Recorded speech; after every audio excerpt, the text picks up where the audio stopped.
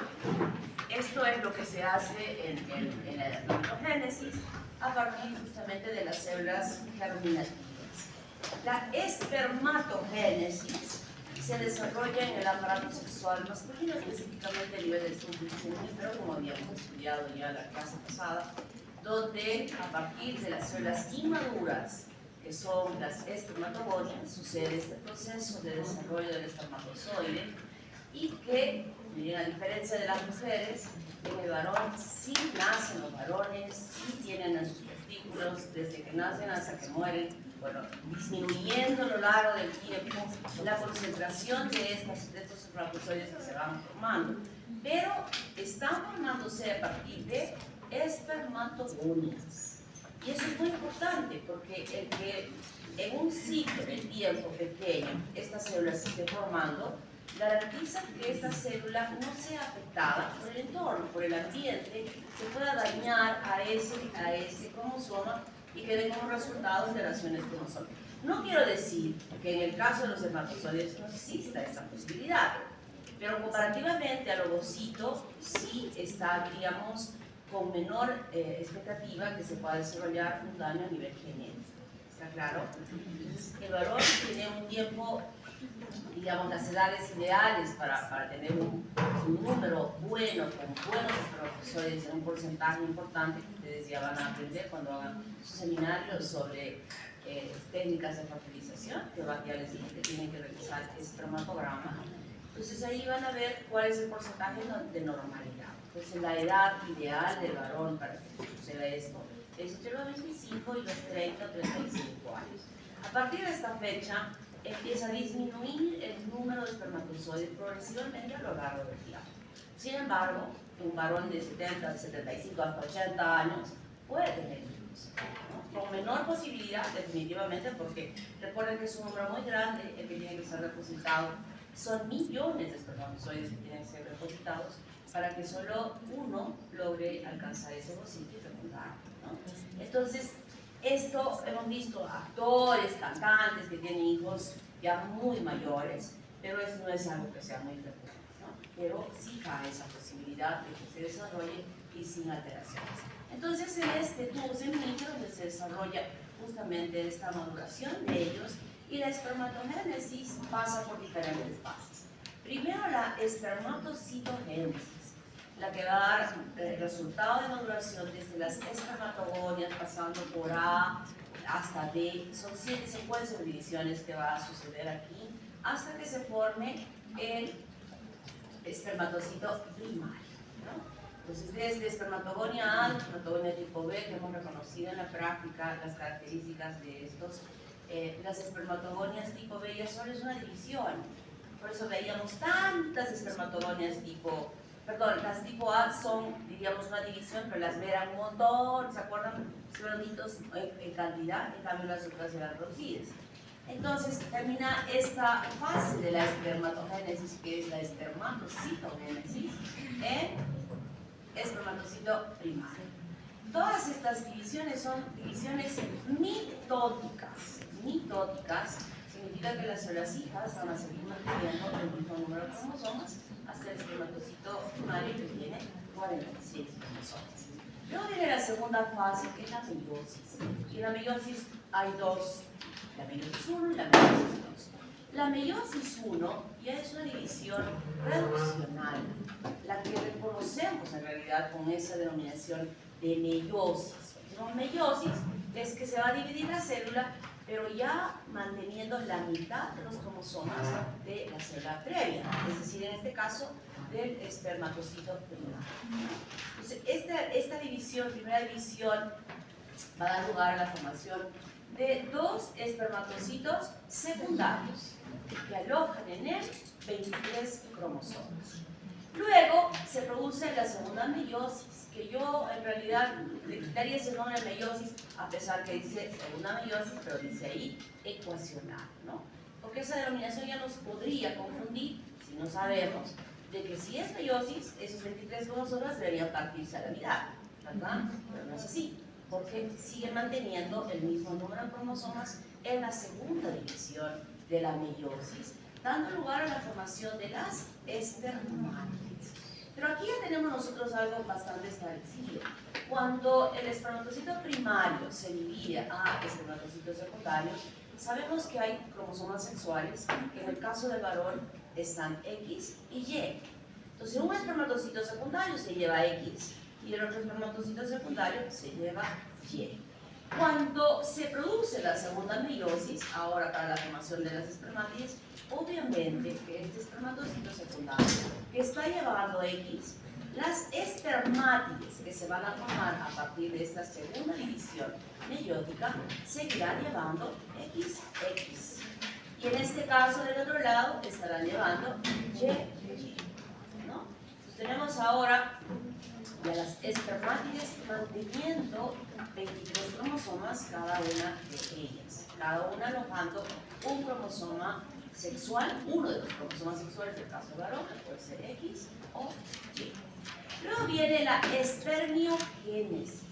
Esta es una fase sumamente importante porque va a dar lugar a la formación de ese espermatozoide que tiene que tener todas las características y todos los elementos necesarios que le van a permitir fecundar a ese óvulo.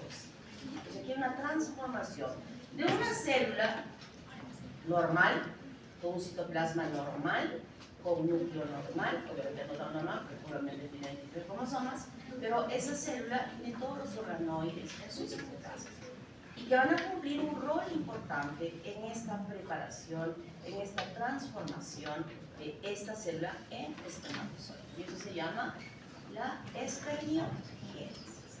Aquí hay algo característico, que de una espermatogonia tipo B nacen 4 espermatozoides viables, con toda la vitalidad, con toda la capacidad de poder fecundar un ovocito.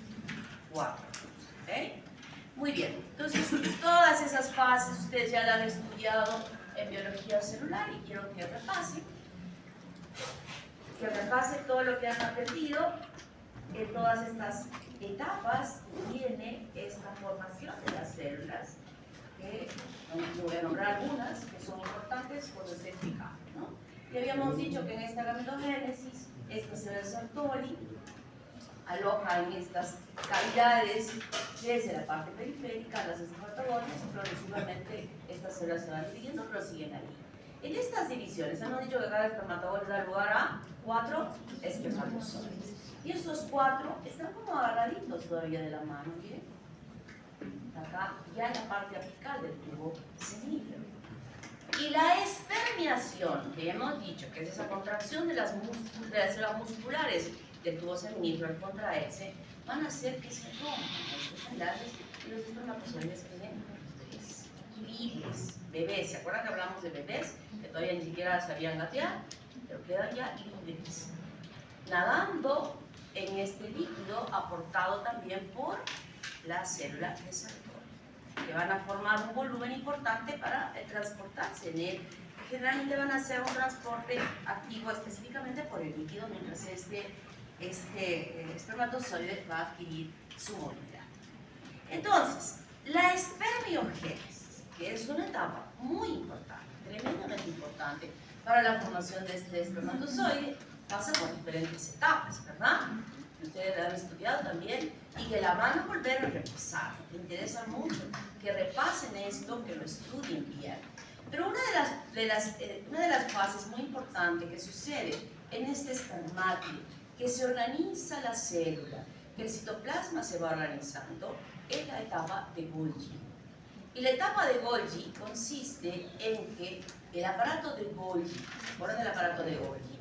Que está formado por unidades de membrana, ¿no? Que son como unas cositas superpuestas, pero todas por unidad de membrana. Estas se fusionan, sus membranas se fusionan y van a formar una vesícula. Unidas las membranas, las unidades de membrana, que parecen membranas celulares, membranas citoplasmáticas, se unen y forman una vesícula dentro de la cavidad del citoplasma de esta espermátide. Y esta vesícula, muy importante, es la que se va a convertir en el acrosoma. El acrosoma es una vesícula que va a modificarse, porque al principio va a ser redonda, y va a modificarse, ubicándose en un extremo del núcleo. El núcleo que contiene ¿cuántos cromosomas?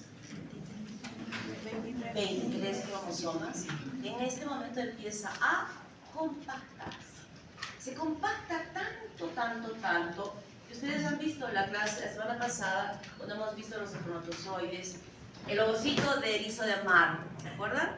Que han visto la práctica, y han visto esos espermatozoides que estaban alrededor de él, chiquititos, pequeñitos, súper pequeñitos. Es la misma similitud que tiene el ovocito nuestro con los espermatozoides. O sea, ¿qué tamaño tan grande tiene esta célula? Y obviamente su núcleo también tiene una relación núcleo-citoplasma correcta en ese ovocito. Entonces el núcleo es así. Sin embargo, el núcleo del espermatozoide, de lo que también era así, empieza a compactarse tanto y volverse un núcleo sumamente pequeñito, donde los cromosomas están todos apiñados, contrapiñados para caber en ese espacio. Entonces ya tenemos la cabecita, el núcleo, que va a ser o va a constituir la cabeza del espermatozoide. Y sobre él se viene esta vecina. Y como es inicialmente una pelotita de membranas, se acomoda y se forma como un casquete, como un gorrito en un lado. Pero esto no es que envuelve completamente al núcleo, sino va, diríamos, hasta la mitad de la circunferencia o de la formación de este núcleo, ¿no? Y así se forma el acrosoma. Pero ojo, esa vesícula no es que simplemente se formó y hasta la vesícula después está ahí. No, en toda esta transformación de la célula, lo que está sucediendo allí, utilizando las mitocondrias, utilizando el ergastoplasma, utilizando los organoides necesarios para la síntesis de proteínas, se están sintetizando proteínas. Esa célula molecularmente ya está determinada para que elabore una serie de enzimas que luego se van a alojar en ese acrosoma. Enzimas importantísimas, proteínas importantísimas que van a alojarse o van a disponerse en ese espacio. Y son enzimas, y son proteínas, y son glucoproteínas que van a participar en el proceso de la fecundación. Porque cuando ya el espermatozoide es liberado de ese proceso como habíamos visto, ya no tiene ergastoplasma, ya no tiene nada excepto mitocondrias. O sea, ya no tiene ninguna capacidad metabólica de producción de algún compuesto, excepto sí que sus mitocondrias van a trabajar. ¿Cómo trabajan las mitocondrias? ¿Qué hacen? Producen energía, que es la que va a necesitar el espermatozoide cuando se encuentre en la luz del tubo del tracto genital femenino, ¿verdad? Entonces ya están preparadas todas las enzimas en este casquete que es el acrosoma. El núcleo está totalmente compacto. Ahora las mitocondrias, miren acá, empiezan a desplazarse en el citoplasma para rodear, miren, en el polo opuesto a la formación de este casquete aquí, se van a colocar los centriolos de esa célula. Recuerden que las células tenían centriolos, ¿verdad? ¿Se acuerdan o ya no se acuerdan? Sí se acuerdan.